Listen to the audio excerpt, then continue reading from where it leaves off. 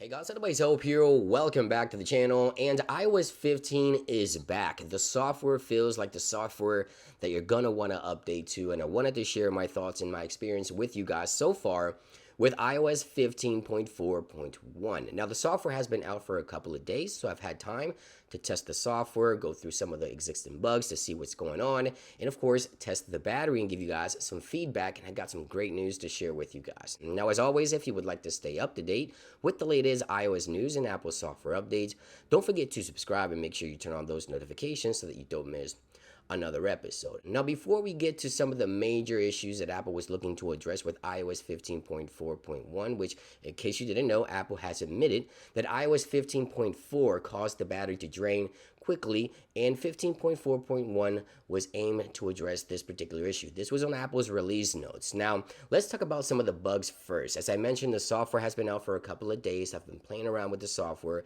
and the first thing I want to talk about is mirroring your device to a TV or airplaying something to a TV would cause a blur on the top left corner of the display for the iPhone software. For whatever reason, I'd have to reboot my device and it would go away, but every time I would airplay something, that blur would appear on the top left corner and I couldn't see the time or anything like that. If you had that bug has been fixed with iOS 15.4.1.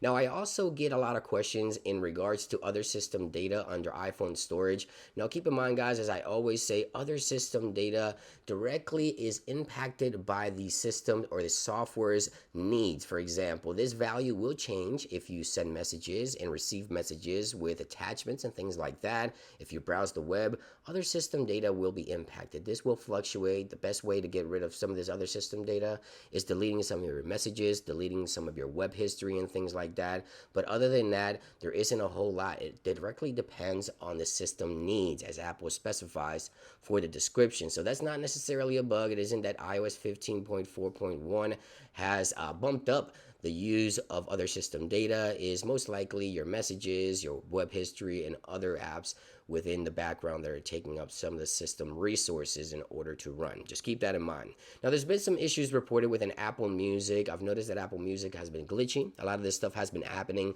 server side, not necessarily the software itself. So just keep that in mind. And of course, the number one complaint or the number one concern was battery issues with iOS 15.4, and 15.4.1, as Apple mentions, seems to be addressing this issue. Now, I want you guys to take a look here at my battery. Right here, you can see the on-screen time is insane. I've been on YouTube for hours, as you can see right here, Twitter, Instagram, App Store, Apple Music, and the screen on time is insane. So I do have to say that I didn't necessarily encounter any battery drainage issue with iOS 15.4, but 15.4.1 has taken that to the next level. Now, my question over on YouTube's community poll, where you guys do provide some feedback, is how is iOS 15.4.1 working for you, and did it fix the battery issue?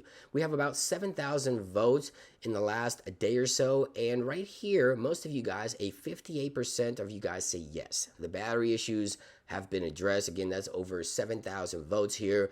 We also have a 19% that say it's okay, but they're still having some issues. A 8% here say that it's completely bad. And then in 15 or 16%, 15% there say that they're not running iOS 15.4.1. Now, the consensus here say that so far the battery issue has been addressed. As you can see, most users here do say that they do have great battery life. Now, some users are still expressing concern of standby battery time. So if you plug in your iPhone to charge and you unplug it before you go to bed, let's say it's at 100, you may wake up in the morning and it's drained a good 10%. And that some users continue to report, as you can see here, one of the most popular comments. However, older devices like the iPhone 7, the iPhone 8 seem to be experiencing great battery life overall, especially iPhone 13 has amazing battery life. And you can always come back to these YouTube community posts. As you can see here, a lot of you guys did comment on this one, and you can read over a lot of these comments, and hopefully you'll find out if your device has been impacted in a negative way or in a good way. As you can see right there, older devices like the iPhone 6s seem to have great battery life and great performance overall, as you can see by some of these most popular comments here. So the consensus is iOS 15.4 Point one, brings the software back. iOS 15 is back if you haven't updated to iOS 15 as of yet. This is definitely the software that you want to update to if you're looking to update to iOS 15 from iOS 14, obviously. Thank you for watching, guys. Just a quick follow-up. I hope you guys have a great day, and I'll see you on the next one. Peace.